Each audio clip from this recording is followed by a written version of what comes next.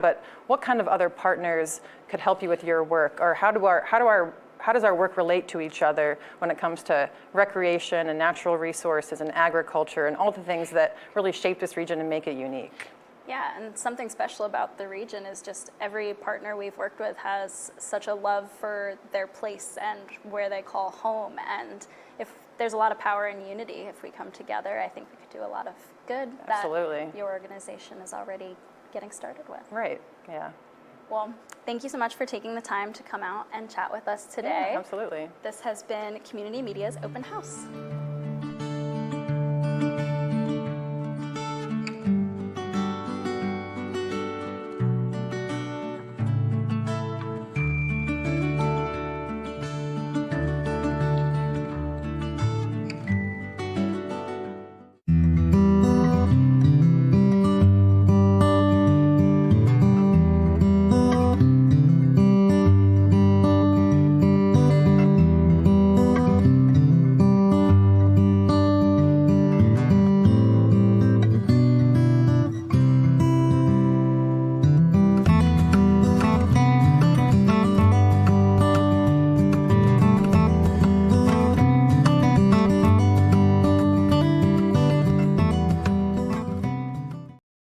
It's interesting that you say that, too, with the giving people a voice. It is, in my opinion, the most powerful when you see someone stand up and tell their own story. When you're bearing witness to someone who's standing and telling their own story, that's super powerful.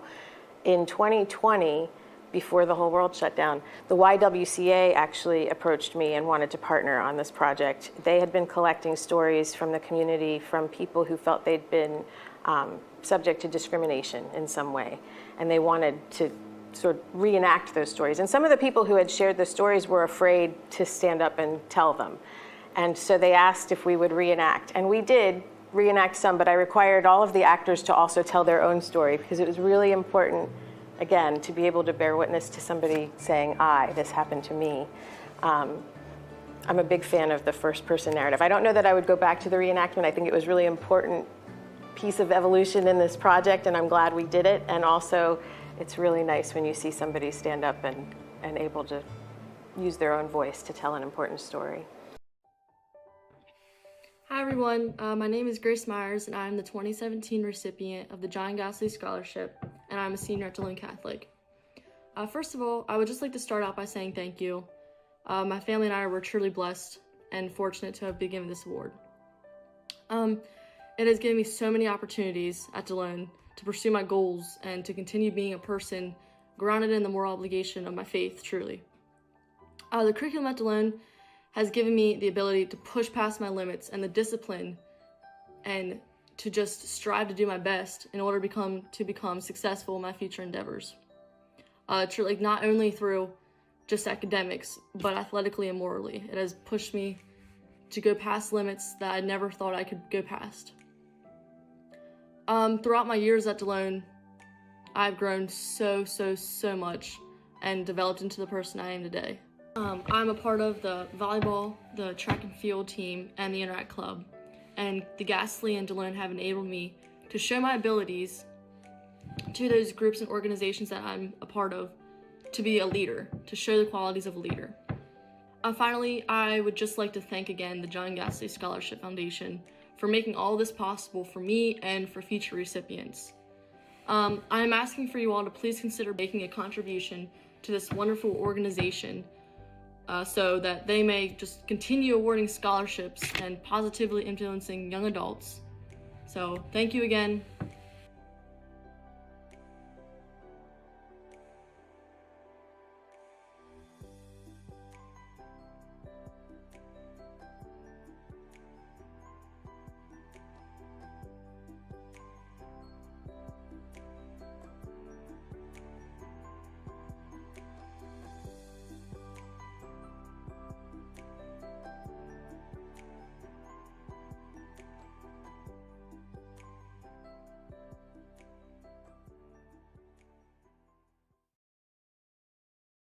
I do this because I'm an adrenaline junkie. It's exciting and it makes me feel good. It makes me feel like I'm giving back. There are a lot of people out in the community who have skills that could benefit this department.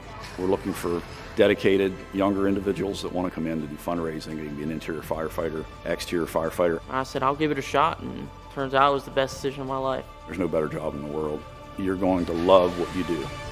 United Hook and Ladder, lead the way. Come join us today. We look forward to connecting with you, and we thank you for your support.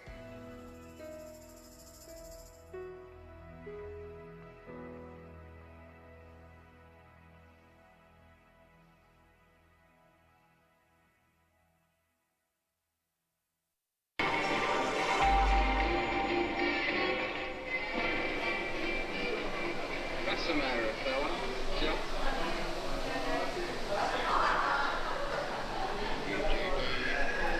I'm Adam with the World War II American Experience, and we want to wish everyone a Merry Christmas and a Happy New Year, Happy Holidays. I'm standing here next to a 1936 DeSoto taxi that was in the movie It's a Wonderful Life. You can see this car along with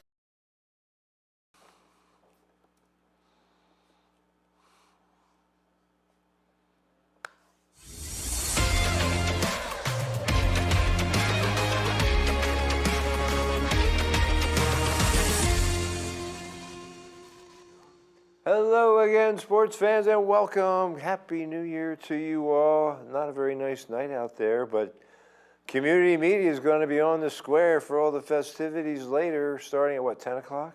We're going live at 10 o'clock till midnight. Okay. So. All right. Till at least midnight, and then the raising of the hat, the raising of Thaddeus Stevens' wig. Something, I mean, how many, do we have enough cameras to cover all the excitement? I'm going to just be moving back and forth, like swiveling. Yeah, you're so fit. So anyway, he's Corey Smith, I'm Jeff Cook. This is Sports Chat, special New Year's Eve edition, and thanks so much for Sean and Jordan in the control room, doing a great job as always, standing by to take your calls. Notice I used the plural, S. But, you know, we're happy to talk sports any time of the day or night. So where do we begin? Well, what do you got? Let's go with the positivity there. Let's go with the shining star of the week there, yeah. Well, and who do you like? You know, I was looking around, you know, the pros, you know, the college, you know, what kind of got my eye. And I'm going to go with Syracuse Orange, the quarterback, Kyle McCord, a familiar name with Ohio State there. Transferred there for the season there. He threw 5 touchdowns, 450 yards passing when Syracuse beat Washington State 52-35. So that's my shining star of the week. Very nice. I guess Oregon State, the other Pac-12 team, didn't make a bowl this year? I don't know. I have no idea. I can see that. All right, well, so we're on the positive note. Then I'm going to go with some obvious selections. Saquon Barkley, the 9th NFL rusher to cross the 2,000-yard mark. 101 yards to pass Eric Dickerson against the woeful Giants, a team that cut him loose, did not re-sign him. Wouldn't it be satisfying for him to break the record against the Giants in the first half? Or maybe whenever. Like maybe he only needs a quarter. I was just going to say a quarter, so you can. And maybe, you know, the linemen are going to say, you know what? We want to be out there for that quarter. We went the whole ride with him. We want to finish it off. I mean, I'm sure Barkley's like, well, if you guys decide that it's best for the team that I not play, he's not a troublemaker. He's okay with that. I think he's going to get his snaps. I think they're going to give him the first half. I think, hey, here's 15 snaps, go at it. And I think if he's 6 yards short after 15, carries, here's the 6-1. Or if he gets dinged up in any way, it'll be like pull the plug on him probably. No. But I think he's going to play the half and see what happens there. But I mean, when you say woeful Giants, I mean, hey, they came out and Drew Luck scored 4 touchdowns against the Colts there. So it seems so obvious that he was the best of all the quarterbacks they had. I mean, based on the track record. I mean, DeVito never impressed me, that guy. He's a backup type of Yeah, quarterback. and but Daniel Locke had Jones, some. yeah. Didn't he have some success at Denver? Yeah, a little bit with Seattle there, but he hasn't really been starting a lot there. But of the three quarterbacks, I would go with Drew Lock there. And Neighbors, he's having a great rookie year. If it weren't for Jaden Daniels, he might be Offensive Rookie of the Year. It's pretty hard for a team like the Giants. Or Brock Bowers there from the Raiders the as tight well. end. He's smashing records. Has the most receiving yards as a rookie there as a tight end. So he beat the record that was from Mike Ditka. Mike Ditka, yes. Chicago Bear, player and coach. Yes. So quite a rookie out of Pitt. Mm-hmm. Pitt getting some good and bad publicity here.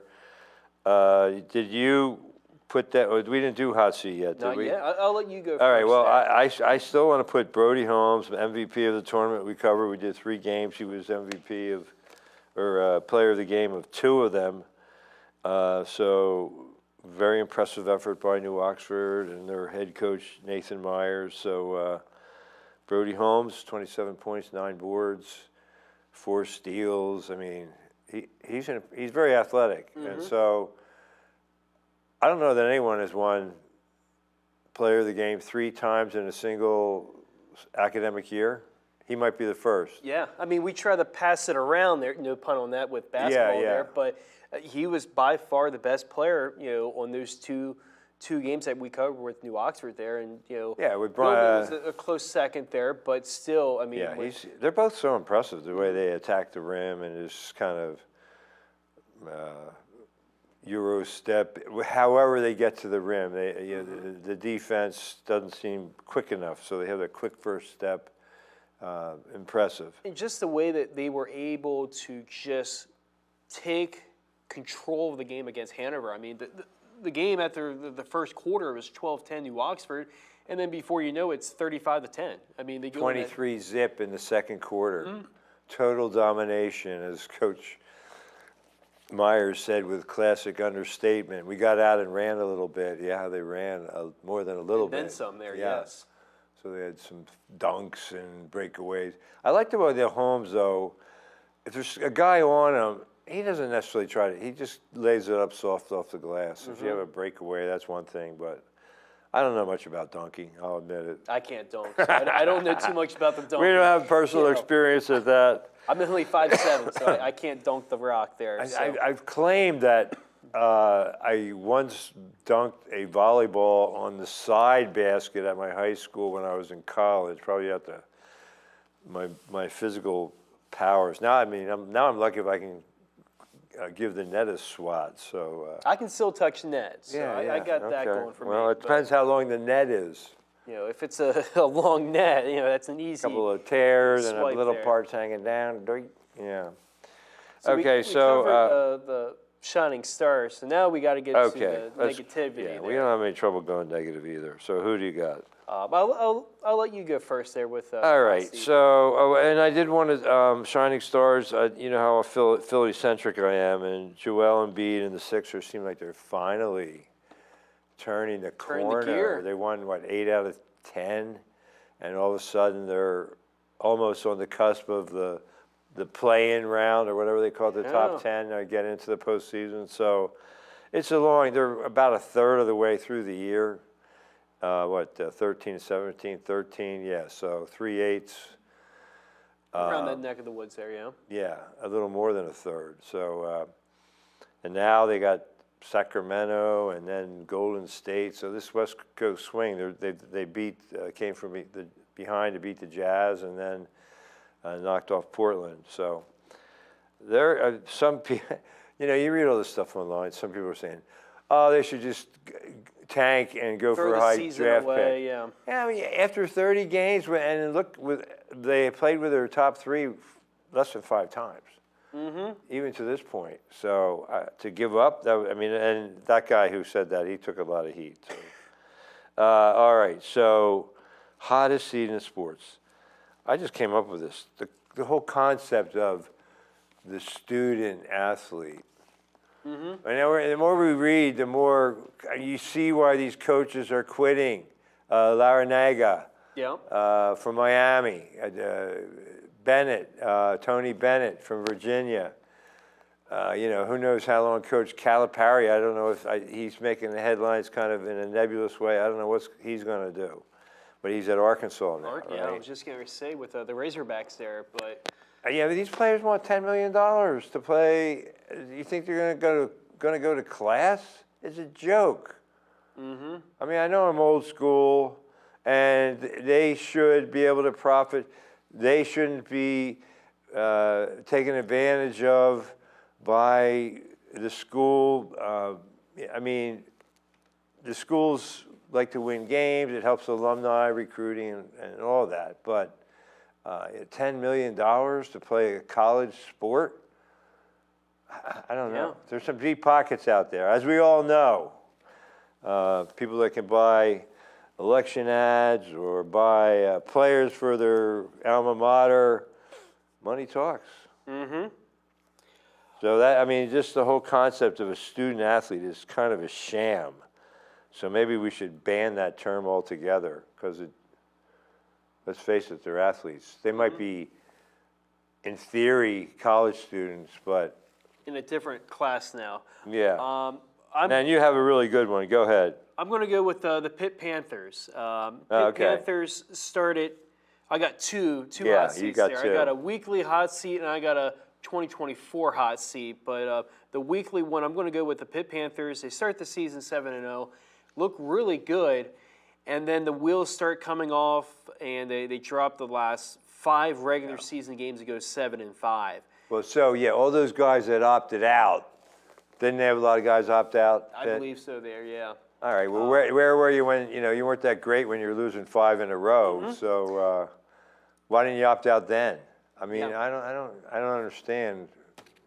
I don't know. There's, so the reason why I put them on the hot seat, not just because they lost 5 in a row, but didn't they lose 6 in a row? With the bowl game they lost and made it 6. But 7-6 they ended up. So the bowl game in overtime, they're playing Toledo. In the second overtime, Toledo Rockets kicked a field goal. So Pitt is going down the field. They have the ball at the 1-yard line on 3rd and goal. They do a trick play where the lineman goes in the end zone wide open, drops the pass. So the ball is at the 1-yard line, at the inch mark, and you kick a field goal. And then you get the ball to start the 3rd overtime, and you score the 2-point conversion play. So you're up by 2, and then Toledo scores, they scored. But the thing is, you have the ball at the 1-inch mark, pushing it. It's a bowl game. I mean, don't go for the field goal. Just go for the touchdown and win it. If you don't get it, you don't get it. Run the same play and hope the lineman catches it. No, absolutely, or just run call. up the middle. I've seen so many games like that in this bowl season where they just drag out this overtime. I saw Oklahoma and Army. No, it was Navy. Oklahoma and Navy. Oklahoma goes for the 2-point conversion play, and they don't get it.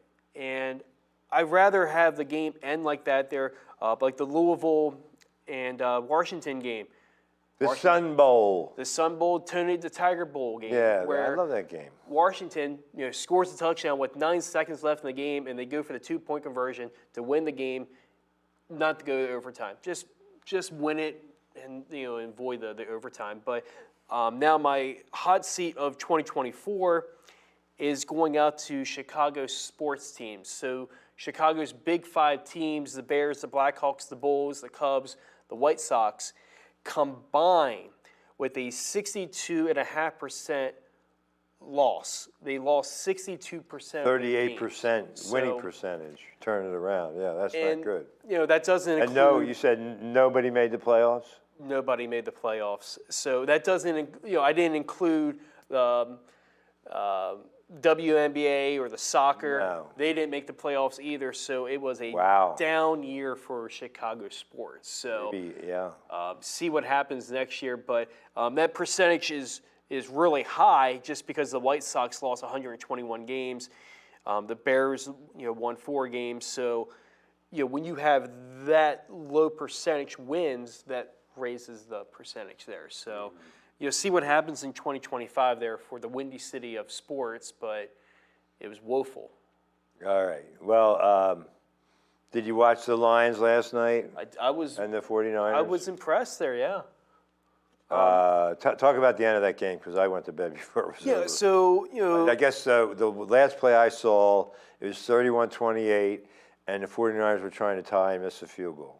Yeah, I'm going to get the game queued up here on the stats there, but just the way that Detroit, going into that game, Detroit, could have just rested their starters and kind of, put all their eggs in one basket to play the Vikings, because if they would have lost that game, it wouldn't have hurt, because you're in a must-win game next week against the Vikings there. Because did they win the first meeting with the Vikings?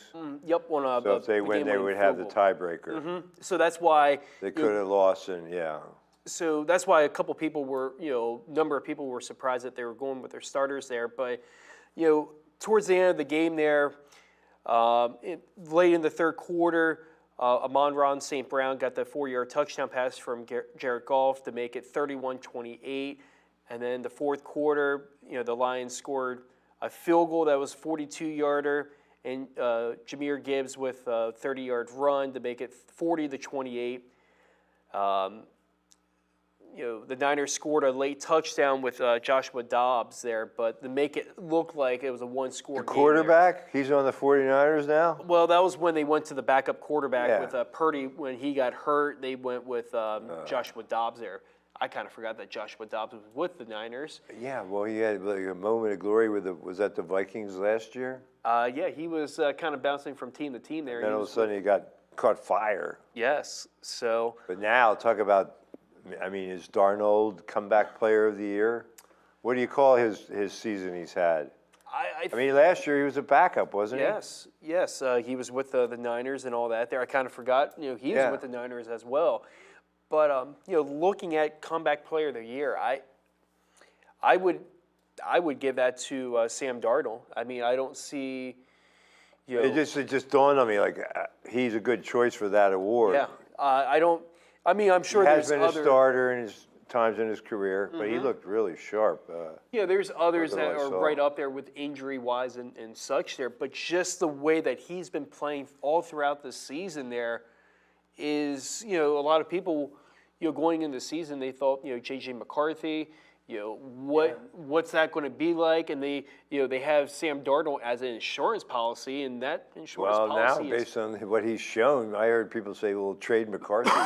You can get a lot for him now when he's young and he has all that potential. Yeah, and still on that rookie deal there. But the thing is are you going to pay Sam Darnold? If he goes on a run, in the playoffs there and wins a couple games, his price tag is going to go up and up and up. So, and that's what's going to make this. And he's been pretty durable, hasn't he? Yeah, he has a couple injuries here and there, but all in all, his durability has been really well. So that's what's going to make this Sunday night football game so critical, because the Lions haven't had a bye since week 5, and they're dealing with injuries.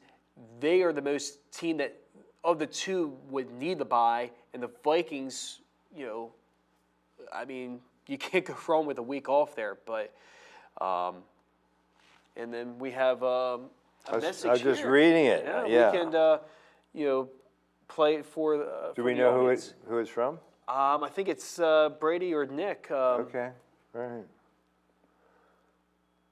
Our high school guys. So it's. Just want to say Happy New Year, Jeff and Corey. Hope you guys are having a great time on the show. Brady. And my best team of 2024 has to be the UConn men's basketball team for their dominating performance, backing up their national championship last year with a dominating regular season, and then once they entered March Madness, they were blowing out some of the best teams in the country. And if I'm not mistaken, they did not have a single game within 10 points. Which is incredible. Yeah.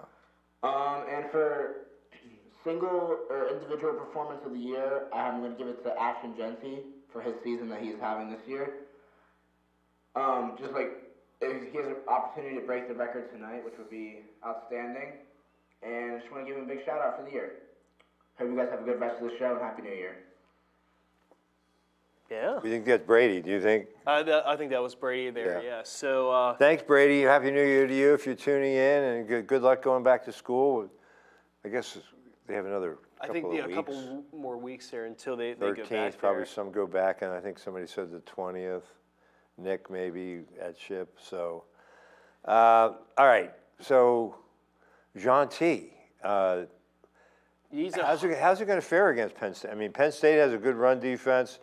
Do you see that as the key? They've got to stop him, or if he keeps moving the chains, that seems like a good game plan. I think, yeah, it's going to come down to stopping Ashton Genty, going off. He's going to have his, breakout runs there. But for Boise State, you have to be able to use their other options with the passing game and their wide receivers, because it can't just be an Ashton game. Because with that, Penn State will put 8 guys in the box there, and then you have them just not be one-dimensional. You got to be two-dimensional to play Penn State there. That's why I feel like the edge will probably go with Penn State, just because this is a game that Penn State has to win.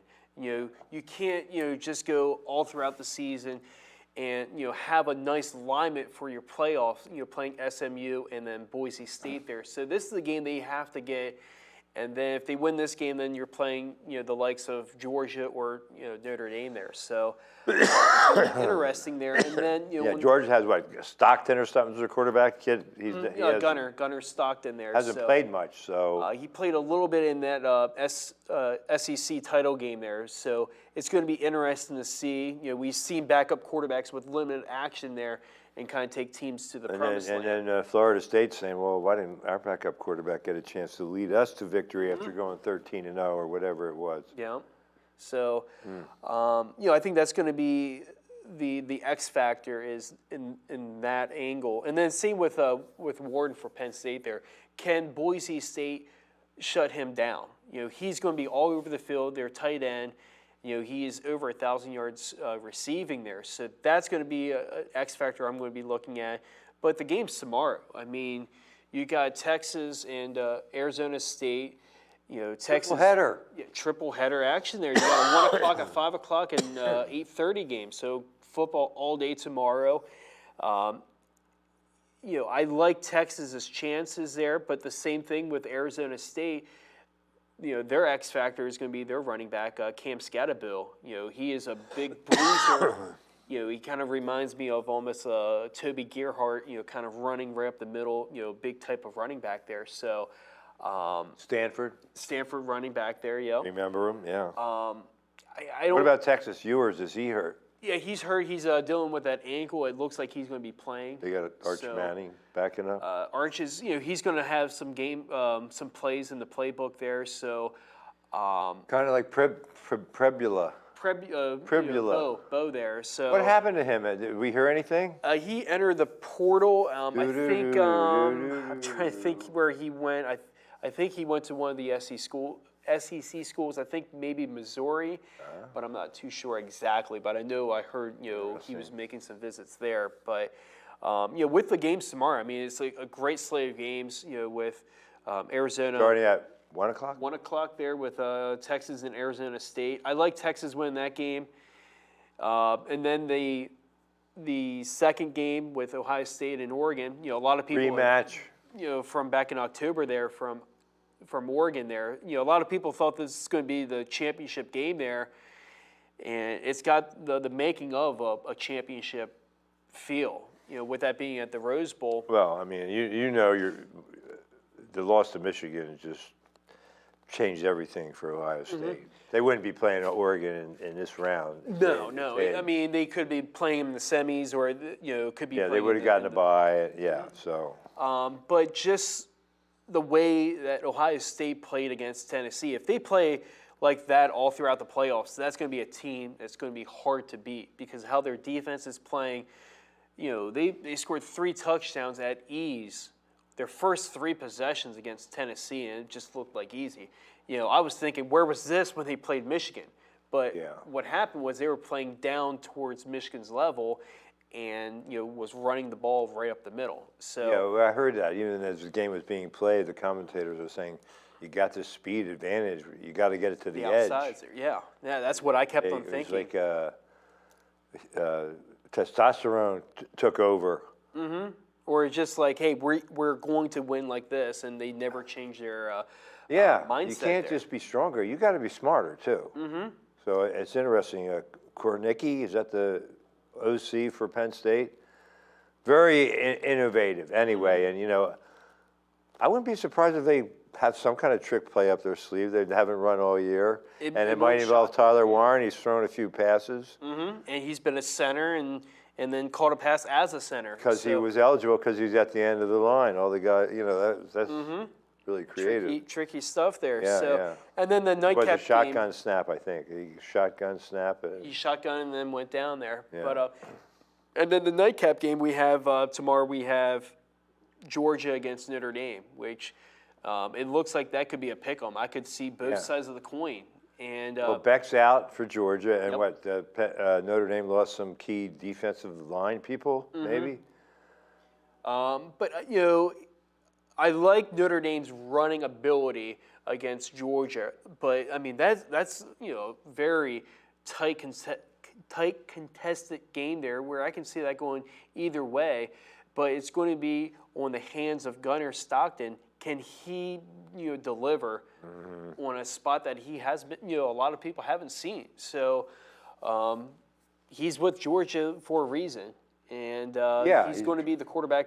If you're playing in the SEC, you can't be a slouch. Yeah, especially with schools like that there. But I've been going back and forth, but I'm going to go with Notre Dame to win that game.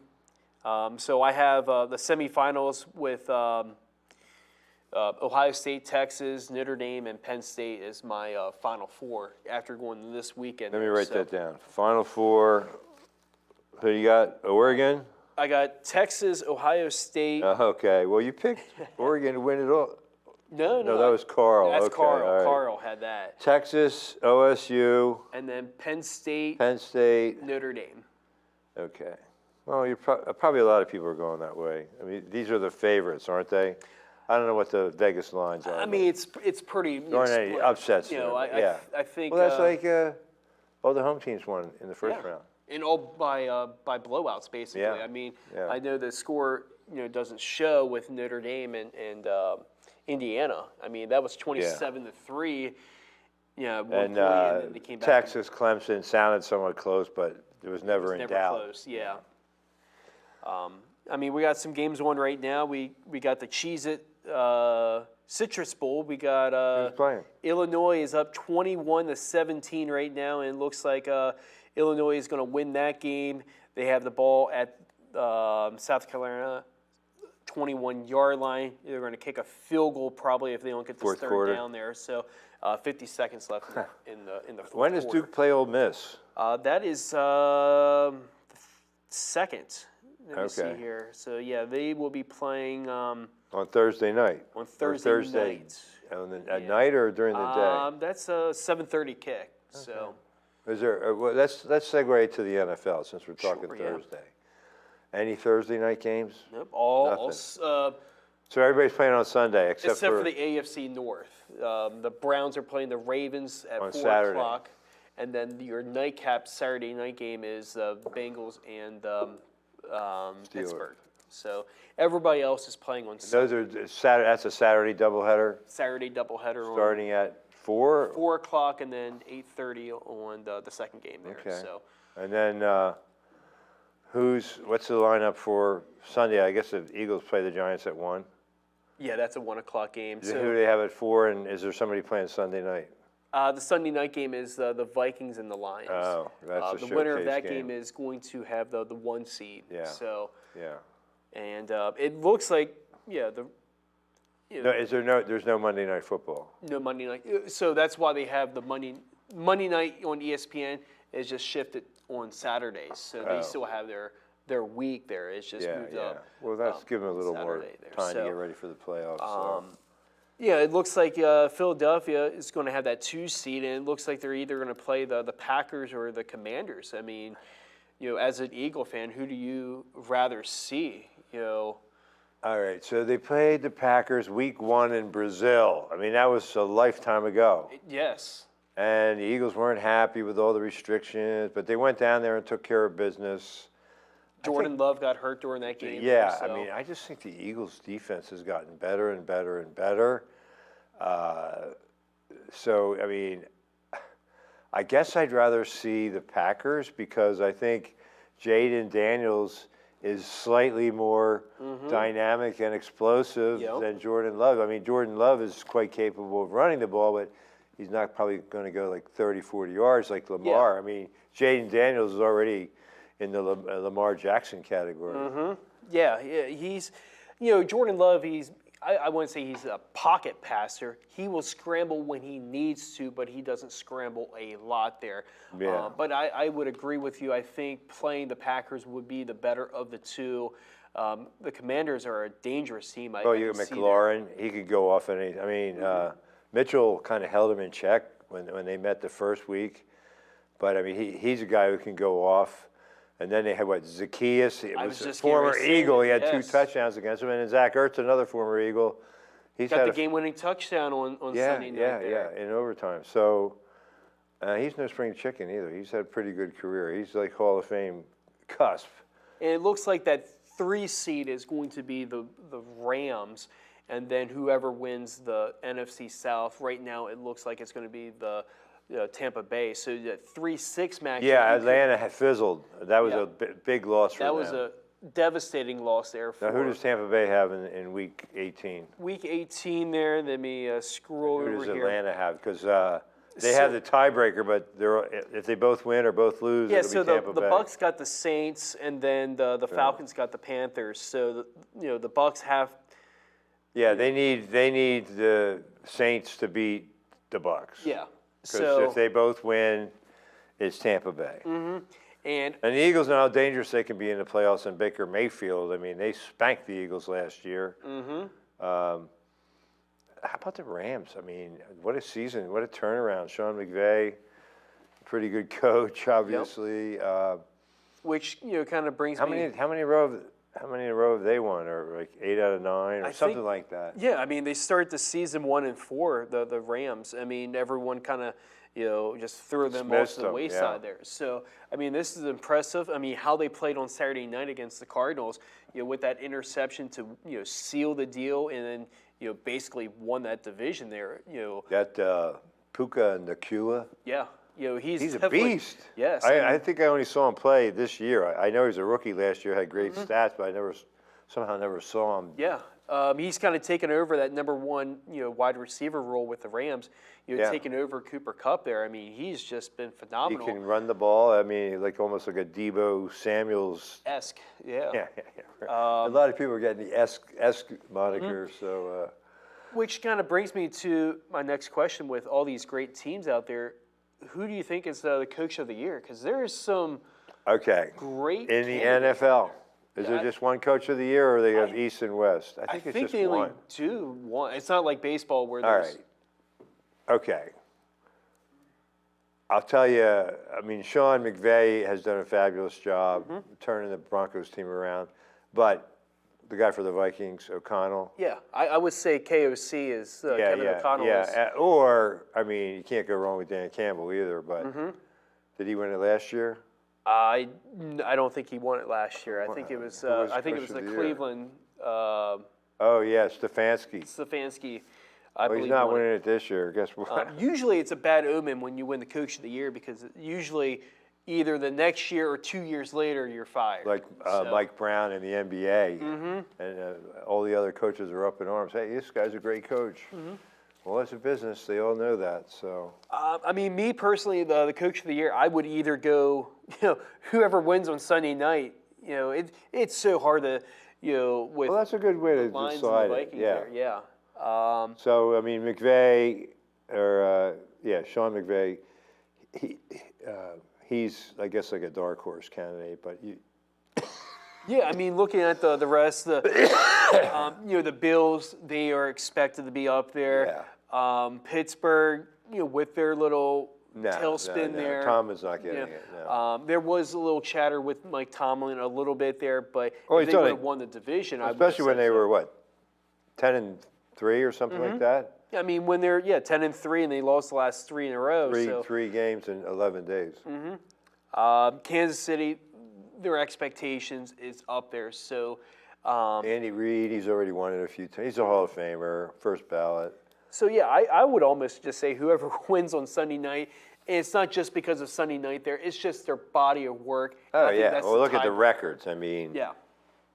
and I think, like you said, the Lions were expected to be right there. I don't think anybody saw the Vikings, and No. you got to give Darnold a lot of the credit. You know, especially where they were in the preseason and in training camp. You know, like I said, it looked like that was going to be J.J. McCarthy's job, and see what the rookie quarterback can do. And when he got hurt, and you put Sam in the fold there, they haven't missed a beat. That is the most. I say the most surprising team out of the year is by far the Vikings. Oh yeah. Most disappointing, you can go a lot of directions. I'll probably go with the Jets. Well, actually, I had Aaron Rodgers in the hot seat. I didn't mention that, but I can't see him coming back. Can you? No, I think he's had enough. I wouldn't say He had that one game, a decent game 2 weeks ago or something. Yeah, with the Jaguars. Yeah. Yeah. Consider the source. Yeah. But as he, I mean, I think that Achilles tendon, when you tear your Achilles tendon at age 40, that's tough to come back from. And I guess he feels better than he did all last year, but that might not be enough. I mean, just look at Kirk Cousins. I mean, he tore his Achilles, and he hasn't Maybe he been came playing. back too soon. He's been having the interception bug. Just throwing it all over the place there, and his numbers have really declined over the last couple of years. What there, leg so did he Achilles? I believe that was his right leg. So that's his back leg when he's throwing. Yeah. So see what happens there. Looking, kind of going a different direction in there. With this being the last day of 2024, what is your what's the best team in 2024 that you would say? I mean, with Brady was saying with you got to UConn go there. with the Celtics. I mean, they certainly are going to be right up there. Yep, that's what I put in. You put them at the Yep. top. I mean, the title number 18, and really no weaknesses. But I mean, the surprise team in the NBA so far, the Cleveland Cavaliers. I mean, you got Donovan Mitchell, you always have a chance, but all those other parts came together. But I'm changing the subject. Oh, no, so, that's, yeah. All right, so let's see. How about the Dodgers? I mean, and not only did they win in the season, they're winning in the off season too. Yes. I would say that's probably the biggest comeback was probably the Dodgers, game 5? And even during the season, they were in third place for a while in the West, weren't they? Not too much there, but once they got the I mean, stride the Giants there, had a better start. The Padres were up there. And, but once they put it in gear, they ran away with that division with games and weeks there. So. Any hot stove trades lately that you heard about? Not too much from the trade aspect there. Burns, but, I think Burns, we knew about that 6 years for the Brewers. Yeah, we haven't said that. $200 million. With the Diamondbacks there. So, he lives out, he has a home out on the West Coast there. His family's from the West Coast there, but it's another loss there for the Orioles. I mean, they can't get a starting pitcher. They were in talks with Max Fried, with Yankee now. a Yankee there. So Walker Buehler's with the Red Sox there. So yes, they got Tamayoka from the Japan, but it would be nice if they would get a starting pitcher that is a top line, an ace, the bulldog, and all that there. So, but let me see here. It looks like we got a question here. Let me pull it here. It says, wishing both Jeff and Corey a happy 2024. Hopefully, you'll be talking about the Orioles, or happy 2025. Hopefully, hopefully you'll be talking about the Orioles winning the World Series in 2025. That was the comment there. So We know who that was. that was actually my dad. All right. Well, yeah. So I mean, you can always hope. Yeah. It always comes down to pitching with the Orioles. Yeah. What about Santana? Is he still out there? Yeah, that's what I was just getting ready to say there. He's still out there, but it would be nice if the Orioles can, pick up a starting pitcher or something. They got Tyler O'Neill, but, it's just, the appetite. We're just looking for something else. And the starting pitching, maybe Tyler O'Neill is like a 280 hitting outfielder kind of thing. Yeah, I mean, That that doesn't would help get a you little too bit there. excited. Kind of like the Phillies getting Max Kepler. Would you compare the two? Yeah, it's not going to, But I guess your guy's younger than Kepler, maybe. I don't know. But see what happens there. But I'm hopeful that they will sign another pitcher there. But the ace Bulldog is starting to dwindle a little bit there. So. Yeah. Well, you got Zach Eflin. Yeah. He might be your ace. He pitched pretty well there. Yeah, he's not bad there. Ex-Philly, love the guy. Well, listen, we're just about out of time. Any special shout-outs to your dad? Thanks for calling in, and a Happy New Year to everybody. Thanks for everybody for watching. And Goldenville Gal and Cassian, if you're watching, Happy New Year to you. Thanks for tuning in. A little program, though. We're not going to do trivia tonight, but we will be back. Next Tuesday. Next Tuesday, we'll be back. Amy and I should be here. Hopefully Corey's a panelist. We get some of our other regular panelists back. But if you'd like to be a panelist on trivia, all you got to do is call 717-334-3000 or connect with us via email, www.communitymedia.net. Without further ado, thanks to Sean and Jordan, and thanks to all of you for tuning in. He's Corey Smith. I'm Jeff Cook. Until next time, sports fans, good night. Mahalo. Happy New Year. Happy New Year. Celebrate safely.